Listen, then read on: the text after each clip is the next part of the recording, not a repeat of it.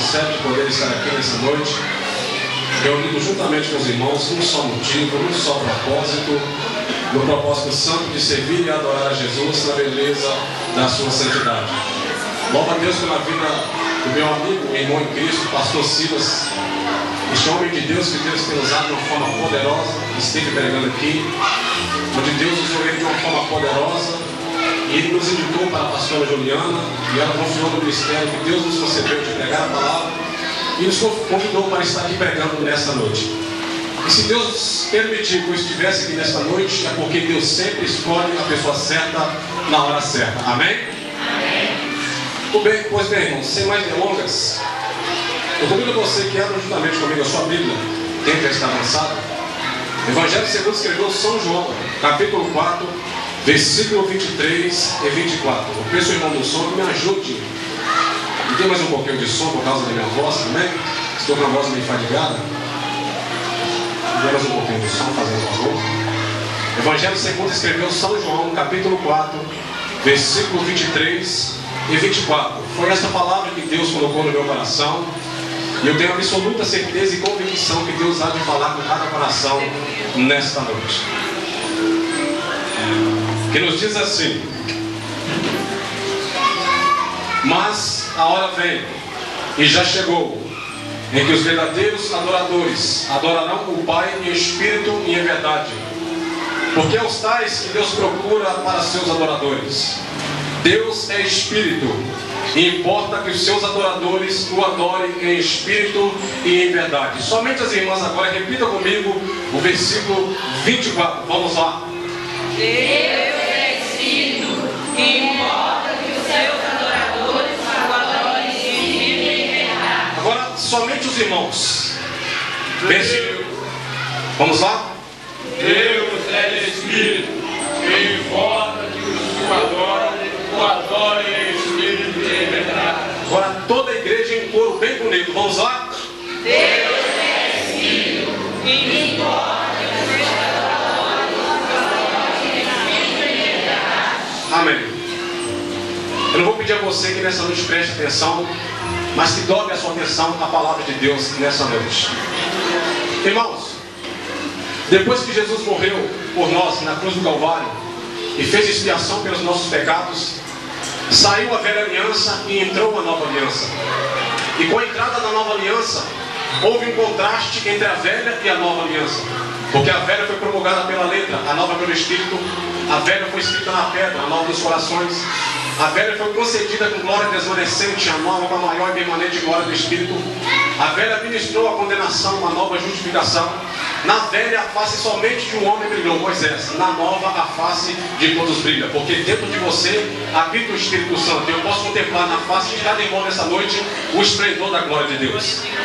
Na antiga aliança os homens adoravam a Deus com sacrifício de animal. Já na nova aliança, em Romanos capítulo 12, o apóstolo Paulo manda nós oferecermos nossos corpos em sacrifício vivo, santo e agradável a Deus, que é o nosso culto racional. E com a entrada da nova aliança entrou também uma nova geração de adoradores. Nós fazemos parte da nova geração de adoradores da nova aliança. Uma prova disso é você aqui nessa noite. Você poderia estar na sua casa agora, neste momento, sentado na poltrona, vendo a novela das 8 ou vendo o telejornal. Ou você poderia estar neste momento com o irmão num bar, bebendo cerveja, bebendo cachaça ou bebendo Campari. Ou você, meu jovem, poderia estar neste momento agora, numa esquina, fumando maconha, cheirando cocaína e até se prostituindo. Mas não, você renunciou tudo isso para estar aqui nessa noite com um só objetivo: adorar aquele que fez os céus e a terra. Esta é uma prova exata de que você é um verdadeiro adorador. Deus, quando criou o homem, não criou simplesmente o homem. Deus criou um adorador. A palavra homem no original do grego é antropos, que quer dizer aquele que olha para cima, ou aquele que adora. Eu acredito que quando Deus formou Adão do pó da terra, quando Deus assopra nas suas narinas o fôlego de vida, eu acredito que Adão abre os olhos, olha para cima, e a primeira palavra que sai da sua boca foi santo, santo, santo e santo. A palavra adorar vem do latim adorare, que transliterando para o português significa render culto, reverenciar, venerar, amar extremosamente. A adoração é o ponto central do cristianismo e através dela o crente demonstra aceitar incondicionalmente a soberania divina sobre a sua vida. Isso significa submeter-se de maneira irrestrita e absoluta ao plano que Deus nos traçou. Quer isso implique bonança, quer implique a nossa própria morte. A adoração não se restringe ao mero culto, à mera liturgia. Ela abrange a mais perfeita e absoluta obediência com que acatamos aos mandamentos divinos. A mulher samaritana junto ao poço de Jacó, o Senhor Jesus Cristo disse que a verdadeira adoração não estaria centrada nem em Jerusalém, nem no Monte Gerizim, porque quando Israel foi liberto do cativeiro egípcio, eles construíram um tabernáculo no deserto e passaram até o tabernáculo como ponto central da adoração. Logo depois Salomão constrói um bonito e majestoso templo em Jerusalém. O povo então passa a adorar a Deus no templo. Mas depois do cativeiro babilônico, o povo de Israel centralizou a adoração na sinagoga. Mas Jesus, na sua conversa com a samaritana, ele disse que a verdadeira adoração não estaria centrada nem em Jerusalém, nem no Monte Gerizim. Ou seja, Jesus não especificou lugar para você adorar a Ele. Se você é um verdadeiro adorador, no seu trabalho você adora a Deus, na sua casa você adora a Deus, na escola você adora a Deus, dentro do carro você adora a Deus, dentro do ônibus você adora a Deus, dentro da igreja você adora a Deus. Porque para adorar a Deus não tem lugar especificado, porque a verdadeira adoração tem como base o coração daqueles que em verdade buscam a Deus através do seu unigênito Filho. Na Bíblia tem vários exemplos de adoração que muito me chamam a atenção, como o de Davi, por exemplo.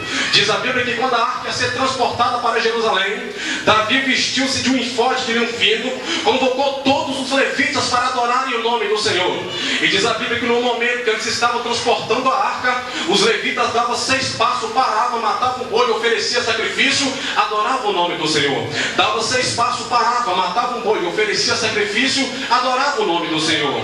Dava 6 passos, parava, matava um boi, oferecia sacrifício, adorava o nome do Senhor. E Davi, diante da arca, que simbolizava a presença de Deus no meio do povo, Davi estava tão cheio de graça, tão cheio de glória, tão cheio do Espírito Santo, que Davi esqueceu de toda a ética, de toda a tradição, e não contentava somente adorar a Deus com os lábios, não. Diz a Bíblia que Davi pulava e saltava na presença de Deus. Lindo exemplo de adoração de Davi. Outro exemplo de adoração que muito me chama a atenção é daquela mulher que, quando Jesus estava na casa do fariseu, ela chega ali, pega um vaso de alabastro, quebra, e aquele unguento que estava dentro daquele vaso, ela pega e derrama aos pés de Jesus, ajoelha, e com o cabelo ela começa a, aleluia, ungir os pés de Jesus. Sabe por quê, meus irmãos, que o ato dessa mulher muito me chama a atenção? Porque aquele unguento que ela derramou nos pés de Jesus era extraído de uma planta por nome nardo, que crescia nas altas montanhas do Himalaia. E pela dificuldade de ser encontrado, e por ser trazido de muito longe para Israel, aquele nardo era vendido por um preço caríssimo. Tanto é que quando os discípulos viram ela derramar, eles disseram: que desperdício! Mas Jesus ficou maravilhado com o ato daquela mulher e disse que aonde o evangelho fosse pregado, o ato daquela mulher seria lembrado.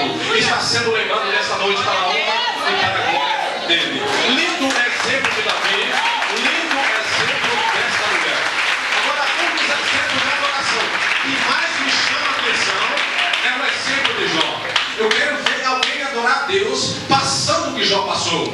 Diz a Bíblia que havia um homem na terra de Ur, cujo nome era Jó. Jó era um homem fiel, temente a Deus e que se desviava do mal. Jó era um homem muito íntegro e era considerado o maior homem do Oriente. E diz a Bíblia, com uma certa feita, quando os filhos de Deus foram se apresentar perante o Senhor, foi também Satanás. E Satanás, achando que Jó servia a Deus devido aos bens que Deus havia lhe dado, chega diante de Deus e fala assim: ó, Jó te serve de balde, ou seja, à toa. Tira os bens que ele tem e você vai ver se ele não vai murmurar, blasfemar e até mesmo te abandonar. E naquele momento, Deus, conhecendo Jó, conhecendo o coração de Jó, sabendo Deus que Jó era um verdadeiro adorador, Deus permitiu que Satanás tocasse nos bens de Jó. E diz a Bíblia, com uma certa feita, Jó estava num determinado lugar. Quando de repente chegou um homem e disse: Jó, os bois lavravam, as jumentas passeavam junto deles. Quando de repente veio os sabeus, tomaram os bois, tomaram as jumentas, feriu os moços a fio da espada, e só eu sobrei para lhe contar a notícia. Mal, esse acaba de contar. Chega outro e disse: Jó, fogo caiu do céu, consumiu as ovelhas, os moços e os matou, e só eu sobrei para lhe contar a notícia. Mal, esse acaba de contar. Chega outro e disse: Jó, os caldeus ordenaram 3 bandos que deram com impeto sobre os camelos, tomaram os camelos, feriu os moços a fio da espada, e só eu sobrei para lhe contar a notícia. Mal, esse acaba de contar. Chega outro e disse: Jó, estando seus filhos e suas filhas comendo e bebendo vinho na casa do seu irmão primogênito, quando de repente veio um vento da além do deserto,